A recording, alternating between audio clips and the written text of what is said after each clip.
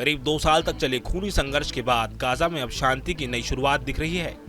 Israel और Hamas के बीच युद्ध विराम लागू है और इसी बीच दोनों तरफ से एक मानवीय कदम उठाया गया है। इजराइल ने सोमवार को गाजा को 45 फिलिस्तीनी शव लौटाए हैं, जबकि हमास ने एक दिन पहले 3 इजरायली सैनिकों की अस्थियां सौंपी थी। यह शवों की अदला बदली अमेरिका की मध्यस्थता में 10 अक्टूबर को हुए सीज फायर समझौते के तहत हो रही है। इस समझौते के मुताबिक हर एक इजरायली सैनिक की अस्थियों के बदले इजराइल 15 फिलिस्तीनियों के शव लौटाएगा। इस हिसाब से अब तक इजराइल कुल 270 शव लौटा चुका है। गाजा में लौटाए गए शवों में से अब तक सिर्फ 75 की ही पहचान हो पाई है। युद्ध के दौरान अस्पतालों के तबाह होने और डीएनए टेस्टिंग किट की भारी की कमी वजह से बाकी शवों की पहचान कर पाना मुश्किल हो रहा है। इजराइल के प्रधानमंत्री कार्यालय ने पुष्टि की है कि लौटाए गए तीनों सैनिकों की पहचान हो गई है, जो अमेरिकी इजरायली नागरिक थे। तीनों की मौत 7 अक्टूबर 2023 को उस हमले में हुई थी जब हमास ने इजरायली नागरिकों पर हमला किया था।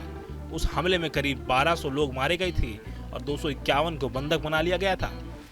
गाजा के स्वास्थ्य मंत्रालय के मुताबिक अब तक इजरायली हमलों में 68,000 से ज्यादा फिलिस्तीनी मारे जा चुके हैं। हालांकि इजरायली इस आंकड़े को मानने से इनकार करता है। युद्ध में तबाही इतनी बड़ी थी कि कई शव अब तक मलबे में दबे हैं या उनकी पहचान मुमकिन नहीं हो पाई।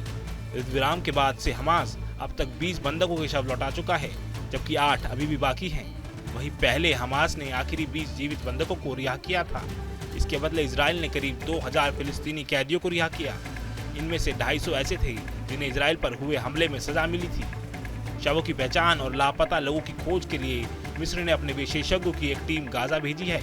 ये टीम फिलहाल खान यूनुस इलाके में काम कर रही है, जहाँ सबसे ज्यादा विनाश हुआ था। अमेरिकी राष्ट्रपति डोनाल्ड ट्रंप की मध्यस्थता में हुआ यह युद्ध विराम अब धीरे धीरे गाजा में राहत की सांसें लौटा रहा है। हालांकि हालात अभी भी पूरी तरह सामान्य नहीं है, लेकिन दोनों पक्षों के बीच शवों की अदला बदली से उम्मीद की गई कि एक नई किरण जरूर जागी है।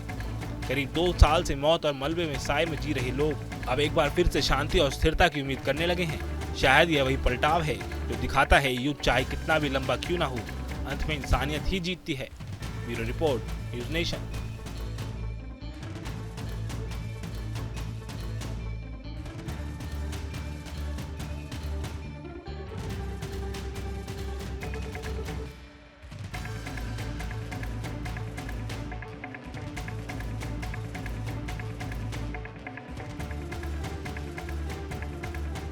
जहाँ भक्ति है हर शब्द में, कथाओं में छिपे हैं दिव्य रहस्य और ज्योतिष देता है जीवन को दिशा। धर्म से जुड़ी हर बातों को जानने के लिए हमारे चैनल स्तुति को सब्सक्राइब करें।